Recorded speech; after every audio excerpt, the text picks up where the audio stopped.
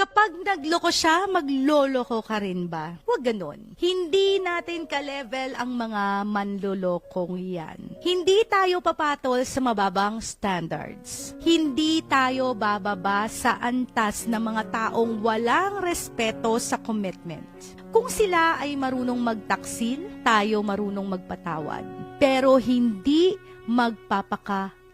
Kasi kapag pinatulan mo ang laro nila, ikaw din naman ang talo. Hindi mo maipapakita ang tunay mong value kung gagawin mo lang din yung ginagawa nila. Hindi paghihiganti ang sagot. Huwag ganon. Ang taong panalo kapag nanatili kang tapat sa sarili mo at pinili mong bumitaw sa mga taong hindi marunong magpahalaga. That's how you win. With class, with dignity, with self-respect. So kung niloko ka paulit-ulit, pinagtaksilan ka, nag-cheat sa'yo, nagsinungaling sa'yo, gagawin mo rin ba yun sa iba? Siyempre hindi. Huwag tayong ganon. Huwag tayong mag-step down sa level nila. Ipakita nating iba tayo. Kasi ako, I believe that when you do something good to a person, it will come back to you multiple times. Ibig sabihin, kapag nagtanim tayo ng kabutihan sa iba, babalik yun sa atin paulit-ulit at mas maraming blessing pa. Pero kapag nagtanim tayo ng panloloko sa ibang tao, babalik din yun sa atin paulit-ulit at mas grabe pa. So kung niloko ka,